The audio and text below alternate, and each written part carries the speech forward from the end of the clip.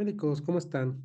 Continuamos con las clases para el de enero 2024, la sección cirugía. Una vez que pasamos la principal, que es cirugía general, continuaremos con otorrino, posteriormente uro, se agregará oftalmología y cerramos en trauma. El ATLS ya lo tienen, por eso ya está contemplada. Vamos a ver entonces otorrino. Vamos con el primer tema que se sigue preguntando mucho, es causa de duda en muchos casos porque lo confundimos con otitis, pero ahorita vamos a aprender cómo diferenciarlo. La primera entonces es cerumen impactado. La GPC dice que el cerumen es una mezcla de la secreción de las glándulas apócrinas modificadas y el epitelio escamoso exfoliado y es normal presentarlo en el conducto. Normalmente migra en dirección lateral mezclándose con pelo y otras partículas.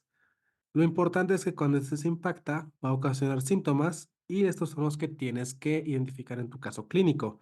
Otalgia, acúfenos, sensación de plenitud óptica, tos, así como hipoacusia. Y a pesar de la impactación, usualmente implicará que el cerumen es acumulado o firmemente empaquetado en la entrada del CAE. Esto pues se vuelve muy compacto, sin embargo, no implica la obstrucción completa del conducto, ¿ok? Muy importante. ¿Cuáles son los factores de riesgo? El primero que nos habla la GPC es tal cual la presencia de una malformación congénita o deformaciones adquiridas del oído externo que impidan directamente la correcta eliminación de este. Pero los factores de riesgo para la impactación específicamente son cabellos en el canal auditivo, sobre todo paciente anciano, uso de auriculares, sobre todo en pacientes jóvenes, y sí, sí hablamos de los audífonos, que siempre, que no son de diadema y que insertamos en el conducto. Crecimiento óseo benigno secundario, colesteatoma o cualquier otro tumor benigno óseo, así como historia repetitiva, cerumen impactado. Vean cómo incluso la GPC no menciona el uso de otro tipo de objetos o dispositivos en el conducto externo, pero pues obviamente si nosotros como vemos en la imagen ingresamos algún hisopo, la punta de un lápiz, una pluma, los dedos o cualquier cosa que se les ocurra, pues obviamente pueden propiciar la impactación de este cerumen, pues recuerden que se elimina por sí mismo. El cuadro clínico nos dice las manifestaciones clínicas de posible impactación de cerumen une o bilateral pueden ser, y eso es lo que otra vez presta mucha atención que debe estar en tu cuadro clínico, hipoacusia, plenitud óptica, esta es la clave, la plenitud óptica es la que te dice que tienes un cerumen impactado, así como tinnitus. Otras pueden ser irritación, prurito, dolor, incluso tos crónica. Y ya finalmente, menos importante, vértigo y pérdida del equilibrio. Pero si a ti te llega un paciente que es anciano, que te dice que presenta hipoacusia, sensación de plenitud óptica y tinnitus, eso es un cerumen impactado, no le busques más. Cuando nosotros vemos la exploración física del conducto, este se realiza mediante otoscopía y el objetivo es visualizar la membrana timpánica e indirectamente el oído medio. Pregunta del ENARM que se ha llegado a realizar. El cerumen produce obstrucción de la transmisión del sonido y puede causar una disminución de 40 a 45 decibeles. Por eso ustedes habrán escuchado de gente que se hace limpieza óptica y de repente ya te dice, hasta escucho las patas del gato sobre el suelo. Es el tratamiento. Tenemos varios. Obviamente, los otorrinos son expertos en esto. Nosotros vamos a atenernos a lo que dice la guía de práctica clínica para responder el ENARM. La primera que nos marca es la irrigación del oído. Nos marca incluso cómo se tiene que realizar. La irrigación con jeringa como tal no es recomendada, pues la presión por pulgada puede alcanzar los 110. ¿Ok? Entonces, sí la utilizamos en el servicio social. A mí me tocó usarla en el internado, pero la GPS nos dice que no es lo mejor. Lo que sí es el uso del aparato eléctrico de irrigación auditiva, pues este niveles de precaución que como tal no van a perjudicar ninguno de los componentes del oído. Y ver que la irrigación del oído te puede resolver hasta el 70% de todos los casos de cerumen impactado. Después viene aquí el uso de ceruminolíticos puede mejorar la eficacia del lavado óptico. Estos pueden ser la aplicación de agua o cualquier otro ceruminolítico de 15 a 30 minutos antes del lavado. Y vemos que este es tan eficaz como la aplicación de el mismo ceruminolítico varios días antes del lavado óptico. Estas pueden ser sustancias oleosas y no oleosas. Aquí nos vienen algunas. Gotas óticas con base acuosa incluyen Cerumex, Cocale, que es glucosato de sodio, peróxido de hidrógeno o agua oxigenada, Molser o bicarbonato de sodio. Las a base de aceite son las que a lo mejor ustedes recuerdan de los datos curiosos del ENARP. Aceite de almendra, aceite de oliva, cerumol y Arex. Y gotas no oleosas o no acuosas incluyen Audaz y Exterol. En cuanto a la epistaxis, la GPC nos dice que la epistaxis es la hemorragia aguda de los orificios nasales, cavidad nasal o nasofaringe. ¿Ok? Eso es lo que tienes que aprender como definición. Después viene la epistaxis idiopática recurrente, que va a ser la hemorragia nasal repetida en pacientes de hasta 16 años en quienes no se ha identificado una causa. Por eso es idiopática. Y después, la otra definición importante es la epistaxis grave. Es aquella hemorragia nasal que no puede ser controlada por los métodos convencionales. Y estos son la presión local, la cauterización y el taponamiento, y en la que no se identifica tampoco un sitio preciso de sangrado. Estas son las arterias que van a causar la epistaxis. Lo que tú tienes que recordar sobre todo, y la pregunta de Lennart, es que todas estas confluyen en el plexo de Kieselbach y por lo tanto es la que te tienes que saber, ¿no? Obviamente si te preguntan de arriba abajo, recuerda que son las arterias etmoidales y pues es la anterior, la posterior y la esfenopalatina. En cuanto a la epidemiología, saber que la epistaxis de localización anterior abarca hasta el 90-95% de todos los casos y la mayoría de estos van a ser autolimitados. Por lo tanto, la posterior ocupa entre el 5 y el 10% de los casos, pero lo importante es que esta sí va a requerir a menudo taponamiento, o sea, no se autolimita. Y también saber que la epistaxis presenta variaciones estacionales, con mayor frecuencia en el invierno y la primavera. En cuanto a la etiología, las causas más frecuentes de epistaxis son de origen traumático y de estas la más frecuente es digital autoinducida por estarte picando la nariz. Dos, el uso de medicamentos tópicos que pueden causar irritación o adelgazamiento de la mucosa y por lo tanto la epistaxis, así como inhalación de cocaína. Y finalmente, otras causas son rinitis, así como rinosinusitis crónica. El diagnóstico, de acuerdo a la guía de práctica clínica, la exploración armada te ayuda a localizar el sitio de hemorragia, así como posibilitar la clasificación en anterior o posterior y por lo tanto establecer el manejo específico. También te hace estas anotaciones. En quien se sospecha neoplasia como origen del sangrado, se necesita realizar aparte de la exploración física normal, una tomografía computada de nariz y senos paranasales, donde se observen cortes axiales y coronales y aparte en fase simple y contrastada, obviamente, para que si realza el contraste, pues ahí encuentres la neoplasia de la que estás sospechando. Y en casos especiales puedes considerar una resonancia magnética. ¿Cuáles son esos casos especiales? En los que obviamente la tomografía contrastada no te deja claro si esa es una neoplasia o no, porque pues es mucho más específico, mucho más preciso, pero obviamente está muy limitada su disponibilidad, por lo menos en el sector público. En cuanto al tratamiento, en todo paciente normotenso con epistaxis, y vean mucho esto de que normotenso con epistaxis, porque si tiene una implicación en cuanto al tratamiento y tienes que ser muy, muy observador en tu caso clínico porque también te puede cambiar por completo tu abordaje y tu tratamiento. En todo paciente normotenso, iniciamos con presión nasal directa más vasoconstrictor local y de no ceder, se debe aplicar cauterización, ya sea química o eléctrica. Y en caso de fracaso de las medidas anteriores, un taponamiento nasal. Entonces, ahí tenemos, ¿no? Lo primero, presión nasal directa más vasoconstrictor local. Segunda opción, cauterización química o eléctrica. Y si no funciona, ahora sí, un taponamiento nasal.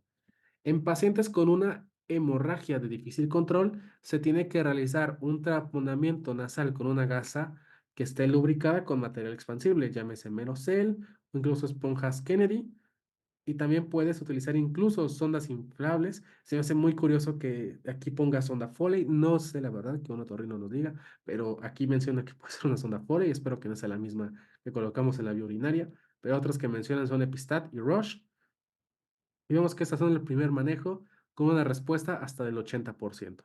Y finalmente, los procedimientos quirúrgicos para la epistaxis grave incluyen, y por eso revisábamos anteriormente la anatomía de nuestro paciente con epistaxis, la ligadura microscópica transnasal de la arteria esfenopalatina, porque vemos que directamente pues es la que está más acá, la más posterior, con hasta un 93% de éxito, pero también te puedes ir más atrás. Ligadura de la carótida externa, de la maxilar interna por vía transantral, así como embolización percutánea de la arteria maxilar interna y finalmente la cauterización endoscópica, con sus respectivos porcentajes. Pero bueno, recordar que iniciamos con la de la arteria esfenopalatina. Pregunta de NARM, esta me salió a mí.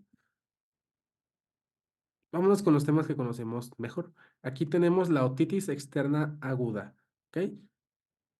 Se define para fines de esta guía, así tal cual lo menciona la GPC, se considera otitis externa aguda la inflamación difusa del canal auditivo externo que puede involucrar el pabellón auricular o incluso la membrana timpánica, y esta es ocasionada por una infección secundaria a la ruptura de la barrera mecánica que proporcionará el cerumen, esto obviamente en presencia de aumento de temperatura y humedad. ¿Cuáles son los factores de riesgo para presentar una otitis externa aguda? Aquí están alteración del pH ácido del conducto auditivo, esto por exposición al agua, también por una limpieza agresiva que más bien haya roto el epitelio, depósitos de jabón, gotas alcalinas, trauma local con uñas o cotonetes, esta sí hace el énfasis del trauma local, autolimpiezas, irrigaciones constantes, así como el uso de auxiliares auditivos y audífonos. Y finalmente, los restos de piel de patologías dermatológicas adyacentes al oído también te pueden propiciar infección. Entonces, incluso, ¿no? Si tienes acné, psoriasis, dermatitis seborreica, lo que te ocurra, ¿no? Pues también eso te puede provocar este problema. Prevención. Para las personas que utilizan dispositivos auditivos, llámese auxiliares auditivos, tapones contra el ruido o auriculares, se recomienda realizar limpieza y ventilación diaria del dispositivo y que el uso sea estrictamente personal.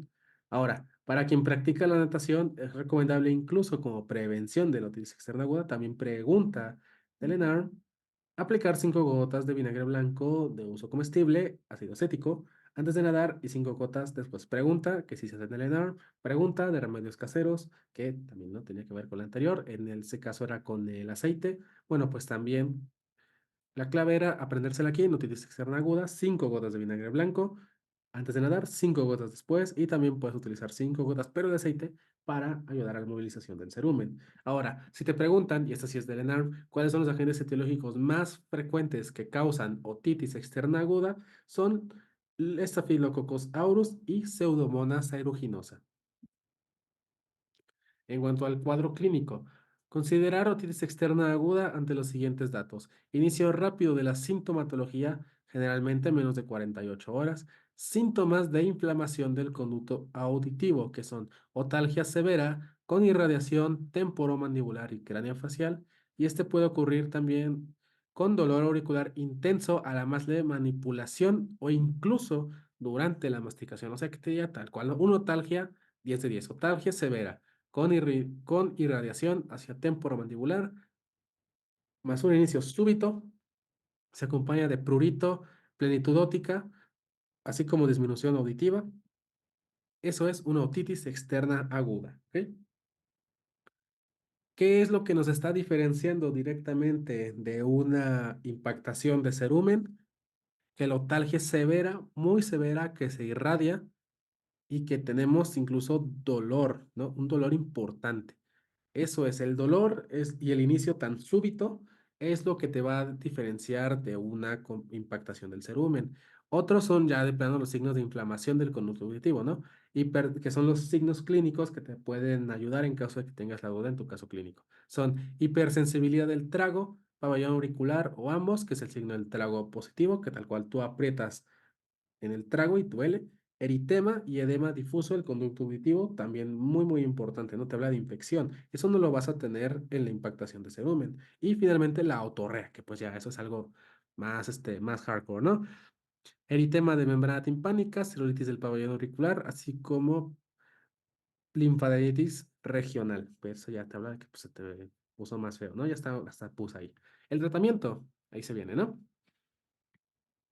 Para el tratamiento de la otitis externa aguda se recomienda gotas óticas que tengan ácido acético combinado con esteroide y antibiótico tópico. Así me vino tal cual a mí en el ENARM. O sea, la respuesta venía uso de gotas que incluyan ácido acético, esteroide y antibiótico. O gotas que tengan antibiótico y esteroide. Gotas con esteroide. Tal cual, ahora sí que la más completa era la mejor. Y aquí viene la GPC. Pero a lo mejor sí te piden específicamente el medicamento, ¿no? Como tratamiento de elección para otitis externa, se recomienda gotas sóticas que contengan neomicina, polimixina B, fluocinolona, ¿no? Aplicar 5 gotas en el oído afectado cada 8 horas durante 7 días. O sea, le pones tus 5 de vinagre y aparte 5 que tengan neomicina, polimixina B, que es el antibiótico, más la fluocinolona, que pues es el esteroide. Si no se cuenta con preparados óticos que contengan ácido acético, aplicar de 5 a 10 gotas de vinagre blanco de uso comestible en el conducto auditivo cada 8 horas durante 7 días. ¿Ok? Que es lo mismo que está acá. Como ven aquí, el vinagre blanco siempre administrar con el antimicrobiano ótico. Si te pregunta, porque me vino tal cual, eso no recuerdo si me vino en los últimos simuladores o me vino en mi ENARM, pero sí la tengo bien clarita. Si el dolor es leve a moderado, se recomienda paracetamol 500 de oral cada 8 horas, en combinación con naproxeno 250 cada 12 horas durante 72 horas nada más. Si el dolor es muy severo, te dejan utilizar otros más potentes. Aquí te recomiendan dextropropoxifeno, que pues no es otro baile, ¿no? Durante las primeras 24 horas del tratamiento y máximo 48 horas. Obviamente, pues si no tienes otro, no, recuerda que tienes que dar algo más potente que naproxeno. Diclofenaco, dextroprofeno, tramadol, el que se te ocurra, ¿no? Pero algo más fuerte. Hay dos interesantes que no vienen en la GPC, pero se han preguntado. Son la fúngica y la maligna. En cuanto a la fúngica, esta es una infección causada sobre todo por aspergillus o por cándida. Y los factores de riesgo son antibióticos sistémicos prolongados, manipulaciones del conducto auditivo externo, así como entrada de agua al mismo conducto. Los síntomas van a ser obviamente el prurito intenso, pero a diferencia de la otorrea de la otitis externa aguda normal, esta va a ser una secreción típica de hongos. Esta es densa, es grumosa, es blanca, lo mismo que en el introito, ¿no? Pues es parecida al queso crema, entonces no hay pierde, ¿no? Densa, grumosa y blanca. Y el tratamiento puede ser un antifúngico tópico, aquí te recomiendan el clotrimazol, o puede ser sistémico como el itraconazol. Pero es importante saber que hasta cierto punto no requieres algo más fuerte, ¿no? O sea, con itraconazol jala. Mientras que la otitis maligna está por su nombre, pues si te preocupas, ¿no? Mal significa peligro. Infección grave por Pseudomonas aeruginosa. ¿Por qué? Pues porque estas pseudomonas van a migrar hacia el cerebro, por eso es más dañina. La mortalidad va hasta el 50%, afecta a pacientes inmunosuprimidos.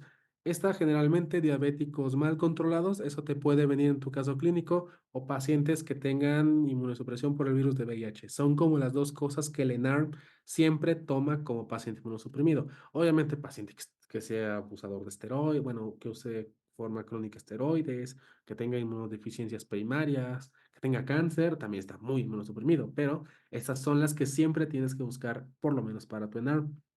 Este va a presentar igual la otalgia intensa y va a presentar un tejido de granulación, que es lo que estamos observando en la imagen de acá. Pero posteriormente va a presentar necrosis de las estructuras adyacentes. Ahí es donde se pone feo, porque va a migrar, va a afectar en este orden los pares craneales, y así te lo preguntan. Va a afectar el 7, el 10, el 11 y el 12. El diagnóstico es con gammagrafía con tecnecio 99 y el tratamiento es con carbapenémicos porque son de amplio espectro que van a eliminar, barrer todas estas pseudomonas aeruginosa y también todo lo demás de tu cuerpo, pero bueno, se lo van a llevar todo. Imipenem, meropenem, ertapenem, terminan ya sabes cómo terminan todos los carbapenémicos. Más cirugía, porque tienes que drenar ese absceso y probablemente tengas que quitar todo el tejido que ya se perdió. Vamos con el último tema de esta parte. Esta también la dividimos en dos. Tenemos la sinusitis aguda. Esta se define como la inflamación de la mucosa de la nariz y los senos paranasales, ¿ok? En cuanto a la sinusitis. Esta es también definida como la inflamación de la mucosa de la nariz, de los senos paranasales. Ven cómo es la repetición, ¿no? Motivo por el cual los especialistas prefieren utilizar el término rinosinusitis. Bueno, eso dice la GPC, ¿no? Y obviamente, ¿cómo lo vas a encontrar en tu cuadro clínico? Se caracteriza por la presencia de rinorrea purulenta, obstrucción nasal, dolor facial, acompañado de fiebre, tos, fatiga, hiposmia o anosmia, las que yo más recuerdo, dolor dental maxilar y plenitud óptica. Si se preguntan por qué yo me acuerdo de estas, es porque si yo veo esta combinación, obviamente a mí me cuesta un poquito de trabajo diferenciar entre otitis y sinusitis, pero cuando me dices este dolor dental maxilar, inmediatamente digo, bueno, a lo mejor sí.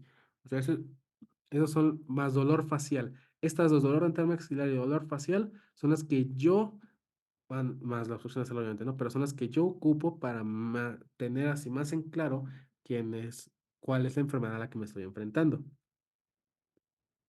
Y de acuerdo a citología, tienes que saber que puede ser infecciosa, alérgica o mixta. Y por su duración puede ser aguda, menos de 4 semanas, subaguda, 4 a 12 semanas y crónica, más de 12 semanas. Preguntas del ENARM de toda la vida. ¿Cuáles son los factores de riesgo para rinosinusitis? Por eso ya no le voy a poner sinusitis aguda a partir de ahora. Va a ser rinosinusitis.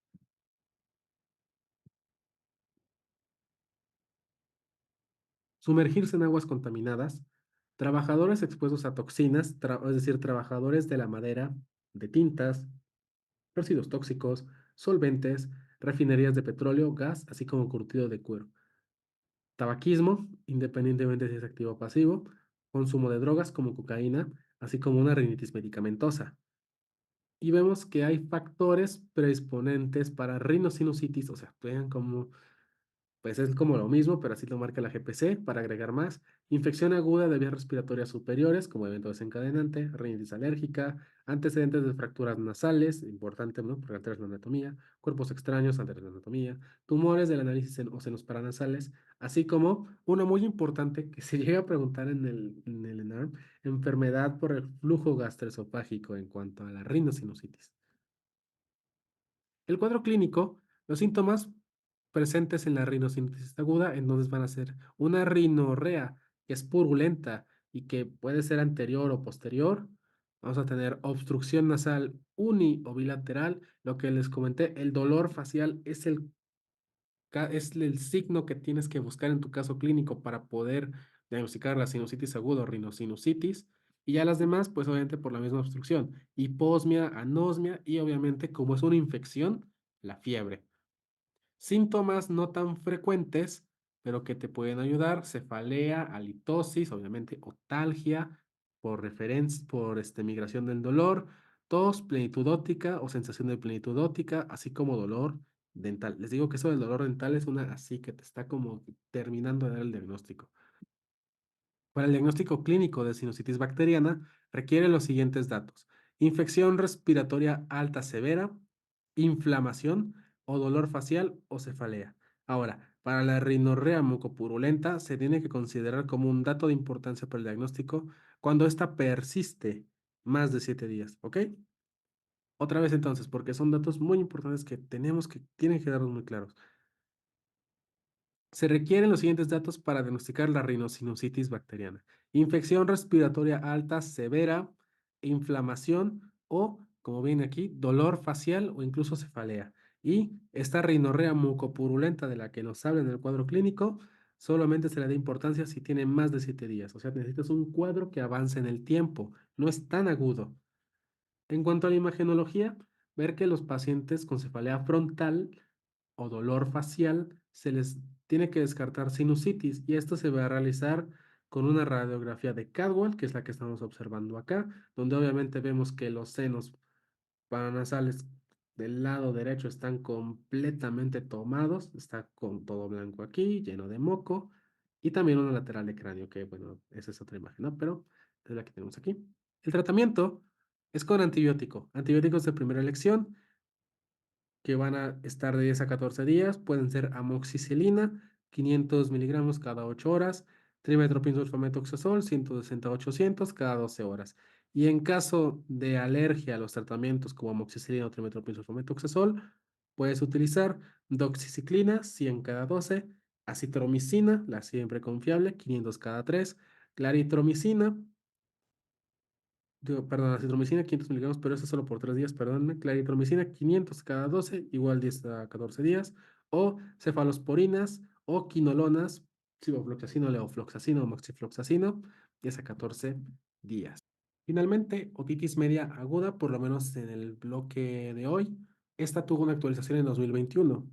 Ya no es tan frecuente, ya no es tan nueva, pero pues obviamente sí difiere de la que teníamos antes, que es cuando yo hice el ENARM.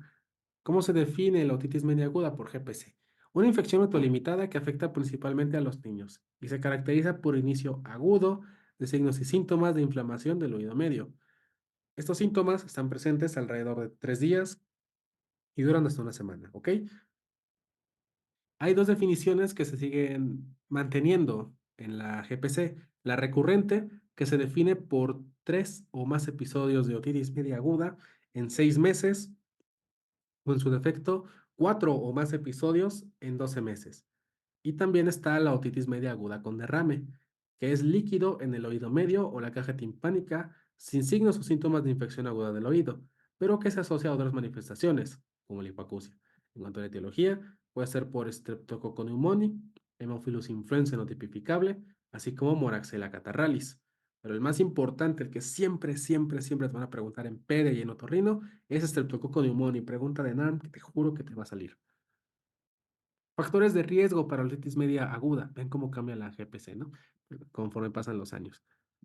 Factores no modificables, edad, género masculino, o sea que si aparte eres un niño varón, pues ya te tronaste, ¿no? Pero bueno, origen étnico, si eres güerito, aparte te tronas más. Gemelo en guardería, si eres niño, si eres un niño, o sea, si eres un niño, varón, blanco que va a guardería, te va a dar otitis media aguda. Yo no lo digo yo, lo dice la GPC. También nacimiento prematuro y ya las otras, ¿no? Inmunodeficiencias, atopia, factores anatómicos como disfunción de la trompa de Eustaquio o si no, anormalidades craneofaciales, así como factores genéticos.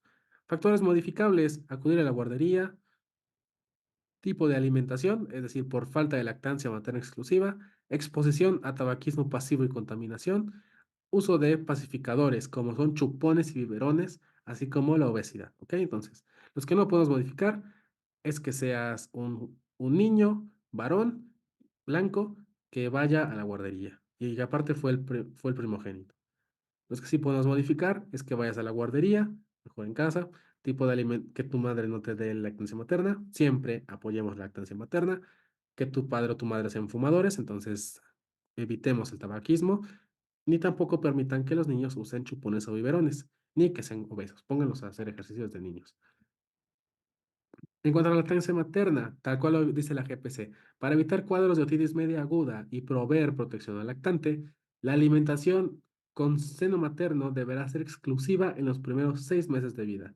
Y obviamente, la vacunación contra influenza es recomendable para la prevención de episodios de otitis media aguda, o sea, la de la influenza, obviamente, la del neumococo, la de Haemophilus influenzae también, pero la que por alguna razón nos marca la GPC sí o sí también es la de la influenza. ¿Cuál es el cuadro clínico? Lo cual aquí viene. Criterios diagnósticos para la otitis media aguda. Antes nos los ponían como los de acá, ahora es mucho más sencillo.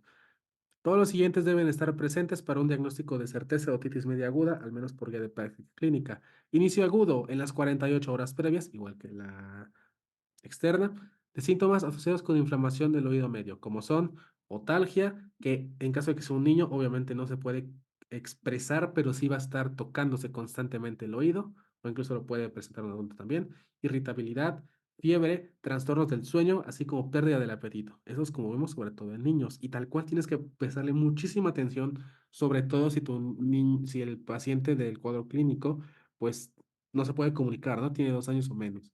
También signos de inflamación, que van a incluir hiperemia intensa o color amarillo de la membrana timpánica. Y después presencia de líquido en el oído medio, como se indica por abombamiento de la membrana timpánica o en su ausencia por movilidad reducida o no presente o en sin efecto por otorrea secundaria a la perforación espontánea, ¿no? O sea, tenemos dos escenarios. Líquido purulento en el oído medio, movilidad reducida porque está ocupada por ese líquido, o ya de plano la otorrea porque se te perforó el tímpano y pues ya no tiene que salir hacia algún lado todo ese líquido purulento. La sola presencia de otorrea, que no sea secundaria a una otitis externa, asociada a una membrana timpánica perforada, podrá ser considerada un signo objetivo de otitis media aguda. Faltaría más, ¿no? Pero bueno, nos hacen la aclaración. Ahora, hay que realizar otoscopía, pero aquí viene cómo se tiene que hacer. La otoscopía neumática se ha recomendado como método diagnóstico de otitis media con derrame. Fíjense, porque la movilidad reducida de la membrana timpánica correlaciona más de cerca, así tal cual viene la GPC, con la presencia del líquido en el oído medio. Y en el oído y en la otitis media con derrame, buscar si la membrana timpánica se encuentra humedecida, translúcida o ligeramente opaca, retraída y con movilidad disminuida, que pues obviamente te habla de que ya se perforó. Entonces, aquí tenemos estas imágenes que te podrían venir en tu ENARM, ¿no? Aquí tenemos una membrana timpánica que está normal, está perlada, incluso se ven los huesecillos acá, ¿no? Esa es una otitis media aguda, donde vemos que la membrana timpánica, pues ya no es, o sea, ya no está tan perlada, está como amarilla, está hiperémica alrededor, pero no se ha perforado, ¿no? Todavía la vemos íntegra. Y cuando estamos acá en la otitis media con derrame, pues aquí esto que está acá es obviamente la perforación de la membrana timpánica. Son imágenes directamente tomadas de la GPC, por lo que sí se pueden colocar en el ENARM. En cuanto a la timpanometría, realizar timpanometría en las siguientes situaciones. Paciente con intolerancia a la otoscopía neumática, parece que es doloroso. Imposibilidad para realizar otoscopía neumática por carencia de entrenamiento de equipo. Dificultad para visualizar la membrana timpánica por obstrucción parcial, por cerumen o por un conducto estrecho. En caso de síndrome de Down es el que más nos hace énfasis, la GPC. Pacientes con condiciones de alto riesgo y necesidad de confirmación previa cirugía. Ahora, en caso de OMA en población pediátrica, se recomienda realizar timpanometría. Esto para demostrar el grado de hipoacusia en pacientes a partir de los 4 años de edad. También se tiene que realizar audiometría convencional y logoaudiometría. Y en menores, emisiones otoacústicas. ¿Ok? Entonces, en población pediátrica, sí o sí timpanometría, independientemente de que tenga o no estas situaciones. Y finalmente, ¿cuándo hacer timpanocentesis? Esa se realiza para confirmar diagnóstico para aliviar la otalgia, confirmar diagnóstico otra vez y solicitar tinción de Gram y cultivo de antibiograma para basar la elección de medicación antimicrobiana. ¿Ok? Entonces, sí se vale realizar timpanocentesis, pero obviamente en caso de que el dolor por la otalgia sea muchísimo y obviamente pues sea secundaria a la presión de líquido. Sería la única indicación para realizar la timpanocentesis y obviamente pues si ya hiciste este procedimiento, ya le rompiste la membrana, pues toma cultivo para que puedas, o sea, dejas tu antibiótico empírico, pero para que después ajustes de acuerdo al resultado del antibiograma. Aquí viene la prescripción del antibiótico. Tal cual nos dice. Criterios para indicar antibióticos en los menores de 5 años de edad con otitis media aguda. Recibirán tratamiento antimicrobiano temprano pacientes que tengan alguna de las siguientes condiciones. Esto lo colocamos porque en ENARMS anteriores hubo controversia sobre cuáles eran los pacientes que realmente sí ameritaban el tratamiento antibiótico. Pero bueno, aquí nos viene más fácil. Edad menor de 2 años, edad mayor de 2 años, pero que tengan una otitis media aguda bilateral grave, y todo niño con otorrea, complicaciones intracraneales, así como historia de recurrencia. Pero fíjense, aquí viene otra vez la anotación que no se tomaba en cuenta antes porque venía en un algoritmo nada más. La estrategia de observación-vigilancia debe evaluarse en cada caso, discutida con los padres y si es posible el seguimiento 48 a 72 horas. Esto puede ser aplicada a niños mayores de 2 años con otitis media leve o severa, pero que sea unilateral o leve bilateral. ¿Ok? Entonces, eso es lo que antes no se especificaba en la guía de práctica clínica, pero ahora sí ya no hay excusa. O sea, ¿quiénes sí reciben antibiótico? Menores de 2 años, mayores de 2 años con otitis grave bilateral y todo niño con otorrea o complicaciones intracraneales. Todos los que no, que prácticamente son los mayores de 2 años, que tienen otitis media leve o severa, pero solamente unilateral, tienen que ser vigilados 48 72 horas. Si no remite el cuadro, ahora sí le das antibiótico. ¿Cuáles son los antibióticos recomendados? Como vemos aquí, ante síntomas leves, o sea, que no tienen otorrea, que no tienen recurrencia y no tienen factores de resistencia como exposición a antibióticos previos, es amoxicilina, 80 90 miligramos kilo día en 3 dosis. Así de alta es la dosis. Esa es la pregunta difícil también, porque generalmente tú sabrás que la amoxicilina en niños va de 40, pues en este caso se da el doble. Y en caso de síntomas severos, como conjuntivitis, otorrea o recurrencia, la única diferencia es que le vas a agregar ácido clavulánico a tu amoxicilina. O sea, al final le das amoxicilina, no hay pierde. Pero si es severo, amoxiclav; si es leve, amoxi. Aquí vienen las otras pautas de tratamiento. ¿Cuándo vamos a indicar o cuándo debería ir al otorrino? Porque nosotros no lo hacemos, ¿verdad? Pero ¿cuándo se indican tubos de ventilación? Niños con otitis media con derrame crónica y problemas de audición con o sin problemas de lenguaje recurrente. Y considerar ofrecer también estos tubos a niños con otitis media con derrame recurrente con o sin líquido en oído medio, entre estos episodios de otitis media con derrame. Adicionales, prescribir paracetamol y ibuprofeno para el control del dolor asociado a OMA durante el tiempo correcto y la dosis adecuada. Y utilizar dosis máximas para dolor severo.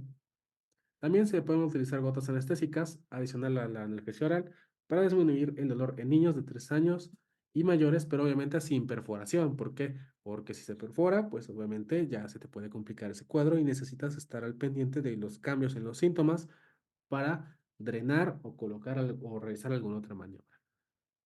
Bueno, entonces repitamos, tienes que darles bien claro porque esta es una pregunta que sí les va a venir. ¿Quiénes son los pacientes con otitis media aguda que requieren antibiótico? Menores de 2 años, mayores de 2 años con otitis media bilateral grave y todo niño con otorrea, así como complicaciones intracraneales o historia de recurrencia. Todos los que no, que son niños de más de 2 años con otitis media leve, severa unilateral o leve bilateral, tienen que ser observados 48 72 horas. Si el cuadro remite, ya la hiciste. Si no, ahora sí le das antibiótico. ¿Y qué antibiótico? Para casos leves, amoxicilina 80 90 miligramos kilo día, dividida en 3 dosis. Y para los casos severos, amoxiclav 80 90 miligramos kilo día, dividido en 3 dosis. Estos son los algoritmos que venían anteriormente en la GPC. Vamos a verlos otra vez. Inicio agudo, menos de 48 horas, con otalgia, irritabilidad y fiebre. Se realiza otoscopía simple, donde se va a observar la membrana timpánica hiperémica y abombada con o sin otorrea. Y en la neumática, pues una membrana timpánica que es hipomóvil. Muy bien, hay que ver, se diagnostica OMA, no considera diagnóstico diferencial. Si no es concluyente, porque tenemos un conducto auditivo estrecho, con malformación, tapón de cerumen, equipo inadecuado, que el paciente no tuvo la exploración o que tiene un riesgo alto, pues se valora por lo que veíamos, ¿no? Timpanometría y timpanocentesis con cultivo, más tratamiento antibiótico específico de acuerdo a factores de riesgo, ya veíamos, ¿no? La MOXI. Se diagnostica OMA. Hay que ver si reúne criterios para vigilancia y revaloración. Sí, o sea, que es mayor de 2 años, que es una otitis leve o que o a lo mejor es severa pero unilateral, analgésico y antiinflamatorio. Paracetamol, aquí sí nos dan las dosis, 10 a 15 miligramos kilo día, cada 4 a 6 horas, e ibuprofeno, perdón, 8 a 10 cada 6 a 8 horas, más medidas de alarma y revaloramos en 48 a 72 horas. Mejora, sí, manejo ambulatorio. No reúne criterios para vigilancia y revaloración, pues uso de antibiótico. Hay que ver si recibió antibiótico en los últimos 30 días, si tiene conjuntivitis purulenta o factores de riesgo para resistencia. Nos vamos a otro algoritmo. No los tiene. Amoxiclav, aquí nos vienen los 80 miligramos kilo a día, vía oral 5 a 7 días. Mejora a las 72 horas. Sí, manejo ambulatorio. Aquí está. Entonces, aquí viene, ¿no? Otitis media aguda y condiciones por uso de antibióticos. Recibirán tratamiento antimicrobiano temprano, pacientes que tengan menos de 2 años, más de 2 años, homo bilateral grave, todo niño con otorrea, complicaciones intracraneales, historia de recurrencia. Primera elección, ya lo veíamos, ¿no? Amoxi 80-90, kilo día, oral en 3 dosis durante 7 días. En menores de 2 años, se tiene que dar de 10 a 14 días. Buena anotación del algoritmo, ¿no? Para agregarlo a nuestro a nuestro apunte o nuestro post-it. En caso de infección grave o administración de antibióticos a las 6 semanas previas, no solo es Amoxi, es Amoxiclav durante 7 días, 10 días a menos de 2 años, o en caso de alergia a beta-lactámicos, se da macrolido, claritromicina 7.5 cada 12 horas durante 10 días. Ahora, si mejora, completamos el tratamiento y el alta. Si no mejora a las 72 horas, se puede dar Amoxiclav en caso de que tuviera nada más Amoxi. Y si ya tenía Amoxiclav, para cuando llegamos a este punto, se puede dar Cefixima, 8 miligramos, o si no, Ceftriaxona, 50 miligramos kilo día intramuscular cada 24 horas por 3 días. En caso de uso persistente o intolerancia a la vía oral de la cefixima. Si mejora a los 7 días de tratamiento total, ya le hicimos. Si no mejora, pues hay que tomar cultivo y enviar a segundo o tercer nivel para descartar complicaciones en estos pacientes. Y listo, médicos. Eso es todo por la sección de hoy de otorrino. Muchas gracias por acompañarnos. Nos vemos en la siguiente transmisión.